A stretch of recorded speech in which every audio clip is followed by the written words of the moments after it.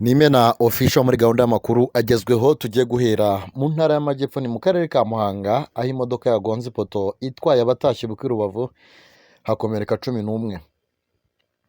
Imodoka itwara abagenzi yavaga mu karere ka Nyanza yarenze umuhanda igeze mu mujyi wa Muhanga mu kagari ka Gahogo umurenge wa Nyamabuye ni mu karere ka Muhanga igonga ipoto y'amashanyarazi itwaye abari bagiye mu bukwe hakomerekamo abantu 11 barimo batatu bahise bajyanwa kwa muganga.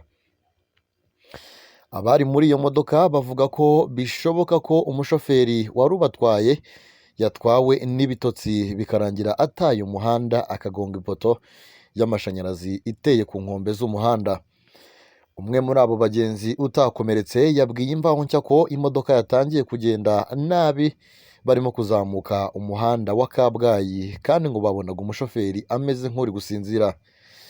Ati njyewe biba nabibonye shoferi tuzamuka i Kabgayi imodoka yagendaga itaringaniye mu muhanda kandi yari ameze nk'uri gusinzira. Rero tugeze hano uko kundi yagendaga nabi kuyigarura biranga niko kugonga iriya poto. Mugenzi we nawe avuga ko umushoferi ashobora kuba yarasinziriye none hakabura uburinganire bwo kugarura imodoka. Ati nagiye kubona mbona imodoka iragenda isatira ipoto rero shoferi yabuze balance mu kuyigarura kuko yamucitse ameze nk'uwasinziriye kuko nta n'indi modoka yabisikanaga natwe. Umuvugizi wa polisi ishami ryo mu muhanda SP Emmanuel Kayigi yemeza amakuru y'impanuka ashimangira ko yari atwaye abagenzi 29 buzuye ivuye i Nyanza yerekeza mu karere ka Rubavu ari naho habereye ubukwe bari batashye. Ati nibyo uyu munsi kwa 29 Ukuboza 2024 mu kagari ka Gahogo umurenge wa Nyamabuye ni mu karere ka Muhanga habereye impanuka y'imodoka bisi Toyota Coaster yarimo abantu 29 yavaga i Nyanza yerekeza i Rubavu ni mu bukwe igonga ipoto ry'amashanyarazi igeze kuri iteka iyo poto irangirika n'imodoka irangirika. Avuga kandi ko abakomeretse bajyanwe kwa muganga yongeraho ko impanuka yatwawe n'uburangare bw'umushoferi. Ati abakomeretse ni batatu mu bari mu modoka bajyanwe ku bitaro bya Kabgayi abandi 8 bagize udusebe duto no guhungabana bakomeje urugendo hamwe n'abandi. Ikindi nuko impanuka yaturutse ku burangare n'imiyoborere mibi y'umushoferi. SP Kayigi yagiriye inama abashoferi abasaba kwirinda uburangare ubwo ari bwo bwose bakagendera kure gutwara bananiwe kuko ibitotsi bishobora kuba intandaro y'impanuka ikomeye. Yasabye kandi abantu bose kwirinda amakosa yo mu muhanda by'umwihariko muri ibi bihe by'iminsi mikuru kuko haba hongereye urujya n'uruza rw'ibinyabiziga.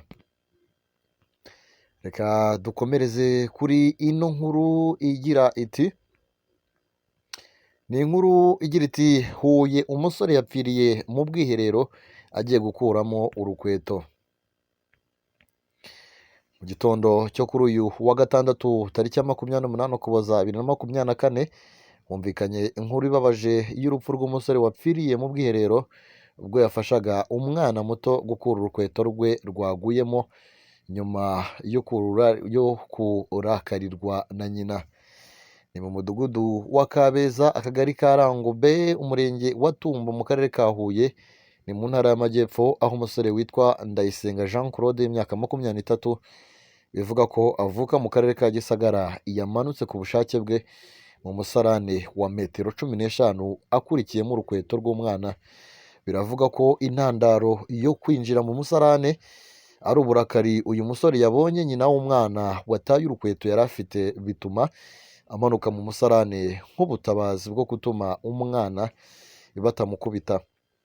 Ababonye Ndayisenga Jean Claude usanzwe witwa Samsoni ajya mu bwiherero bavuga ko ubwiherero yapfiriyemo ari we wabucukuye dore ko ari ako kazi yari asanzwe akora abifatanya no kuba umuzamu. Abaturage bamaze kubona ko Samsoni yatinze mu musarani bahise batabaza gusa bibi by'ubusa kuko mugenzi we yagerageje kumukurikira ananirwa kumuvanamo bitewe na gazi yasanzemo ikamuca intege. Ishami rya polisi rishinzwe ubutabazi ryageze ahabereye impanuka, umurambo w'umusore uhita ukurwa mu bwiherero. Polisi igira inama abaturage kwirinda kwishora mu bikorwa bishyira mu kaga ubuzima bwabo. SP Emmanuel Habiyaremye, umuvugizi wa polisi mu ntara y'Amajyepfo, yemeje aya makuru avuga ko uyu musore wapfuye azize kubura umwuka nyuma yo kujya mu bwiherero bwa metero 15 akurikiyemo urukweto rw'umwana. Ni Imena Official muri gahunda y'amakuru agezweho kano kanya. Ni amakuru tugiye gusoreza kuri ino nkuru igira iti Minisitiri Nduhungirehe yakwenye FARDC. Ibi ngibi byabaye Minisitiri w'Ububanyi n'Amahanga ndetse n'Ubutwererane Ambasada Nduhungirehe Olivier yahaye urw'amenyo ingabo za Repubulika ya Demokarasi ya Kongo, agaragaza ko usibye kuba zitazi kurwana ari n'inyantege nke mu kubeshya. Umukuru wa diplomasi y'u Rwanda yasubizaga FARDC iherutse kwerekana umurwanyi yise umusirikare wo mu ngabo z'u Rwanda. Kuva ku wa 4 tariki 26 Ukuboza nibwo FARDC biciye muri Lt Colonel Mark Hazukai usanzwe ari umuvugizi w'ibikorwa bya gisirikare bizwi nka Sokora 1 yerekanye uwe ivuga ko ari umusirikare wo mu mutwe udasanzwe ingabo za RDF. Lt Colonel Hazukai yabwiye abanyamakuru ko uwerekanwe yafatiwe mu mirwano yaberaga hagati y'uduce twa Mambasa ndetse na Ndoruma two muri teritwari ya Rubero ku wa 6 w'icyumweru cyari cyabanje. Uyu yagize ati reka mbabwire ko ibikorwa birimo biragenda neza, duhanganye n'ingabo z'u Rwanda biciye mu ngabo zarwo zidasanzwe. Uyu munsi turi hano kugira ngo tubereke uruhare rw'u Rwanda biciye mu ngabo zarwo. Yunzemo ati uyu munsi tubahaye ibihamya kandi muri ibyo tuberetse umusirikare w'u Rwanda wafatiwe ku rugamba, kandi abantu bose bakwiye kumenya ko ari we wenyine warokotse mu ngabo zoherejwe muri ako karere.